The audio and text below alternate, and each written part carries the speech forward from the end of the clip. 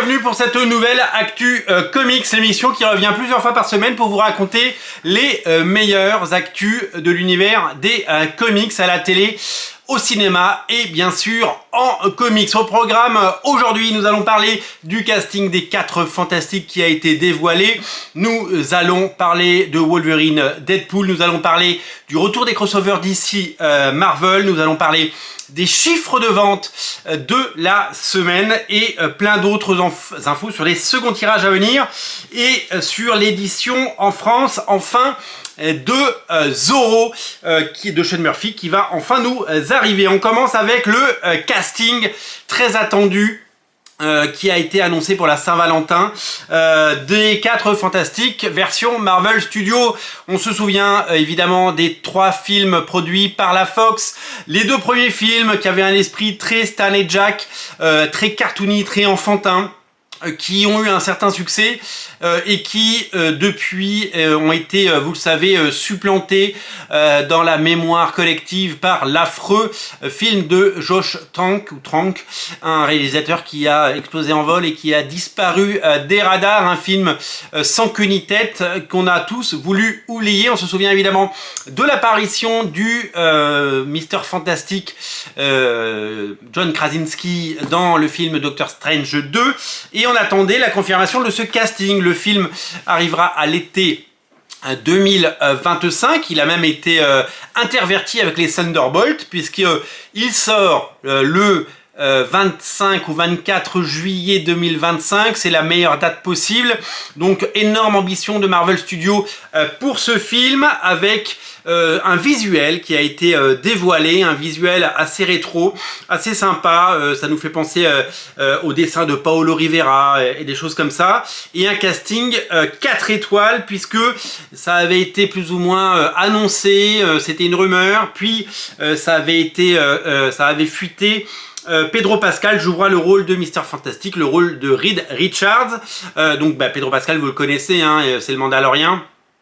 C'est Game of Thrones, c'est bien entendu à peu près tout. Il a joué dans Narcos, il a joué dans à peu près tous les films possibles et imaginables depuis 10 ans. C'est la série Last of Us. Il est partout et c'est lui qui remporte la timbale. C'est lui qui sera Mr Fantastic dans le rôle de sa femme Sue Storm, que vous connaissez en France sous le nom de Jane Storm. C'est Vanessa Kirby qu'on a vu récemment dans Mission Impossible. Vanessa Kirby qui était également pressentie pour le rôle. Eh bien ça a été confirmé, c'est elle qui sera dans la peau de la femme invisible, tout comme un casting assez étonnant pour la chose, hein, Ben Grimm, puisque c'est un acteur un petit peu moins visible et un petit peu moins connu qui s'appelle Ebon Moss-Bachrach qui reprend ce rôle. On l'a vu notamment dans la série Netflix Punisher. Quant à Johnny Storm, le frère de Sue Storm, eh bien c'est Joseph Quinn, vu dans Stranger Things, qui aura la lourde tâche d'incarner à l'écran le Johnny Storm, la torche humaine que nous aimons tant. On espère que ce sera magnifique.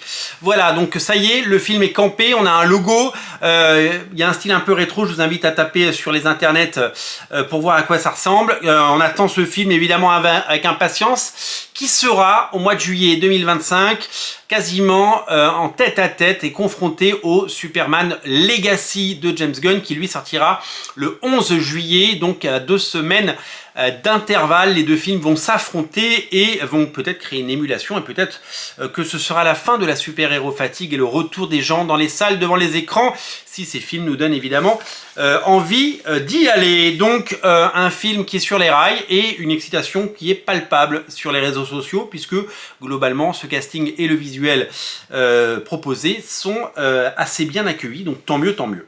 Je vous l'ai dit dans les titres, Marvel et DC ont trouvé un terrain d'entente alors qu'on pensait les 2 maisons complètement irréconciliables. Eh bien, on a donc un retour, des crossovers, alors des vieux crossovers pour le coup, puisque l'ensemble des anciens crossovers qu'on a pu voir pendant toutes ces années vont être réédités en 2 omnibus cet été aux États-Unis. Ça arrivera certainement en France plus tard. Marvel appartient à Disney, vous le savez, DC appartient à Warner. Les 2 studios, eh bien, sont des féroces rivaux, mais quand il s'agit de proposer des contenus de qualité et pourquoi pas faire un coup commercial, eh bien, ils ont su s'entendre. Donc, l'ensemble de ces crossovers vont être réédités. Le premier crossover, le premier omnibus va reprendre les crossovers classiques, tous les crossovers classiques qui ont eu lieu entre les personnages Marvel et les personnages DC, et le deuxième va reprendre les héros de ce qu'on appelait les amalgames comics dans les années 90. C'était la rencontre des personnages. Il y avait par exemple un Wonder Woman avec Tornade, Storm, dessiné par John Byrne. Ils avaient fusionné les 2 personnages et ils avaient fait une série. Il y avait Green Lantern et Iron Man, c'était Iron Lantern. Il y avait Dark Claws qui était un mélange de Wolverine et du Batman Animated Series. Voilà, il y avait plein de personnages. Ces comics ne sont plus disponibles et le seul moyen de les trouver, c'est dans les bacs aux États-Unis, dans les boutiques qui restent ouvertes, dans les bacs à 1 euro, et c'est très compliqué de les avoir. Et donc du coup, ça va être enfin réédité. Voilà, et donc après la réédition des ROM et des Micronauts chez Marvel, eh bien, nouvelle réédition pour des omnibus. Alors, très important, ne figure pas dans ces rééditions le crossover GLA Avengers de Kurt Busiek et George Pérez, qui devrait lui faire l'objet d'un autre bouquin qui sera certainement annoncé plus tard. Je pense qu'ils vont le traiter à part.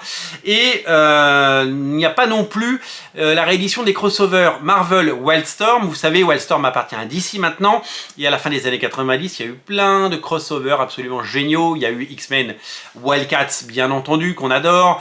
Il y a eu le Wolverine Deathblow, il y a eu le Spider-Man Backlash, il y a eu Gen 13 Génération X. Si on avait eu plein des crossovers, j'espère que ça fera l'objet plus tard d'une réédition, parce qu'on aimerait bien retrouver tous ces titres. Donc voilà, on va avoir un bel omnibus, 2 beaux omnibus en tout cas en version originale, et certainement dans les 6 à 12 mois suivants en France, et on espère que ce sera évidemment édité. On ne sait pas encore si c'est Panini ou Urban qui nous proposeront ces titres.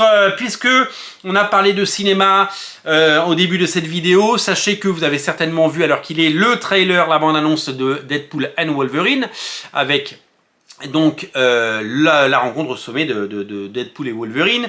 Les premières images sont assez enthousiasmantes, il y a plein d'easter eggs dans la bande-annonce, et la bande-annonce a été la plus vue en 24 heures, puisque plus de 365 millions de vues ont été enregistrées. 365 millions de vues, c'est le record, devant le Spider-Man No Way Home. Et donc du coup c'est absolument exceptionnel, parce que il se passe quelque chose autour de ce film, il y a du buzz, ça sort le 24 juillet, et bien tout le monde espère que ce sera un succès, et Marvel espère évidemment encore une fois taper le $1 milliard de recettes. C'est encore trop tôt pour le dire, attendons d'en voir plus, mais c'est un formidable succès, bien entendu. Au niveau des informations sur les prochaines conventions comics en France, vous savez, Paris Manga, qui eh bien, existe depuis longtemps, a fait appel à Alex Maliv, le dessinateur de Daredevil de Bendis par exemple, pour pouvoir être présent, et donc du coup il sera présent à Paris Manga, qui arrive très très bientôt. Donc nouvel auteur, et puis on attend évidemment d'autres auteurs du côté de Paris Fan Festival qu'on vous annoncera très bientôt, et surtout du Comic Con France, qui pour le moment n'annonce que des gens issus du cinéma ou de la série télé, et à part Kevin Eastman, il n'y a absolument personne. Au niveau des seconds tirages des séries à succès, sachez que ça a été, l'info est tombée il y a moins d'1 heure. Nicolas Beaujoin a annoncé que Au-dedans, le fabuleux Au-dedans, que je vous invite à lire parce que c'est une des meilleures bandes dessinées de l'année, et on est seulement en février, alors imaginez. Il y a un second tirage parce que il se passe quelque chose avec ce titre. Très bonne presse, un papier sur France Inter, des libraires qui se le prennent en main et qui le conseillent. Le bouquin est en train de devenir un petit phénomène, si bien que le second tirage est annoncé, tout comme il y a eu un 3e tirage de Lovecraft, il y a un second tirage, et ça fait super plaisir. Et il y a un autre second tirage du côté des States, c'est le second tirage de Thundercats numéro 1 qui s'était déjà vendu à 170 000 exemplaires, complètement taré.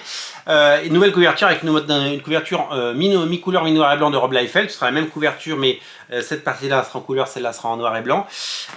Donc c'est parti pour un énorme succès et ça arrivera certainement un jour en France. Et à propos des seconds tirages, sachez que demain, en fait, aujourd'hui, puisque c'est aujourd'hui que sortent les comics aux États-Unis, le second tirage de Ultimate Spider-Man arrive dans les comic shops et dans les boutiques de comics. Donc, si vous le cherchez, ça arrive maintenant. Il y a même un troisième tirage qui arrivera en mars, pour tout vous dire. Donc, voilà pour les succès du moment. Et comme on parle de succès du moment, je ne résiste pas au plaisir de vous donner quelques scores, puisque j'ai eu accès aux chiffres de vente de la semaine des bandes dessinées en France. Il y a pas mal de comics et ça fait plaisir. Il y a des succès. Alors, c'est affilié comme un comics parce que c'est les Guerres de Lucas. Vous le savez, il a eu plein de prix, notamment le prix Fnac France Inter. 3500 exemplaires cette semaine, plus de 54 000 exemplaires vendus pour les Guerres de Lucas. Ça continue, le succès est toujours là. L'autre succès incroyable, c'est c'est que des titres primés en fait, comme quoi les prix ça marche, les prix français en tout cas. Monica de Daniel Close qui est Fauve d'or de la meilleure série. Eh bien, sachez-le que l'auteur est Fauve d'or, pardon. 1500 exemplaires additionnels ont été vendus. On est à 9200 exemplaires vendus. C'est complètement taré. Du côté de Nice House on the Lake, eh bien, la belle histoire continue puisque 1300 exemplaires du tome 1 se sont vendus. On est à 34 000 exemplaires du tome 1 et 1000 exemplaires du tome 2 se sont vendus. On est à 23 000 exemplaires, ce qui nous fait un total de 7 000 exemplaires, c'est complètement taré. J'ai pu voir également dans ce top des titres assez intéressants comme le Riddler qui se maintient. Il avait vendu 500 exemplaires en première semaine, il vend 500 exemplaires en deuxième semaine, c'est très bien. Donc le Riddler année 1 que je n'ai toujours pas en main est à 1000 exemplaires. OKE, qui n'est pas un comics, mais vous le savez, c'est le label 619, on adore ça, est à 109 000 exemplaires, il y a quasiment 110 000, c'est taré. Et en bas du classement, L'œil d'Odin, tome 1, enfin le tome 1, L'œil d'Odin de chez Bliss Édition. J'en ai parlé dans une vidéo vendredi je crois, ou samedi. L'œil d'Odin, 400 exemplaires pour non pas sa première semaine mais son premier week-end, parce que il est sorti vendredi et donc c'est les ventes de vendredi samedi seulement, donc en 2 jours il a fait 400 exemplaires, ce qui lui promet, on lui souhaite un bel avenir. Nous parlerons dans la prochaine émission d'une campagne Ulule qui a besoin de tout votre soutien, puisque vous le savez peut-être, les éditions Comics Initiative, formidable édition Comics Initiative, je viens de lire Ephéméra qui est génial et je vous recommande également le génialissime Mon voisin la bonne fée, eh bien sont en train de publier la 4e salve des titres Love and Rocket.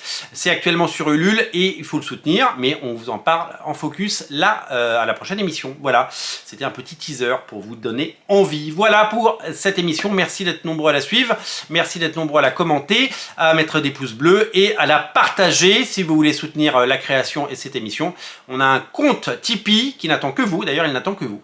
Je vous invite à y aller parce que il faut que ça décolle, ce compte Tipeee. Je compte sur vous parce que pour le moment, eh bien c'est tout petit. Merci aux 6 tipeurs qui me soutiennent et j'espère que demain, vous serez 10 et pourquoi pas 11. Voilà, merci à vous, à très bientôt, salut.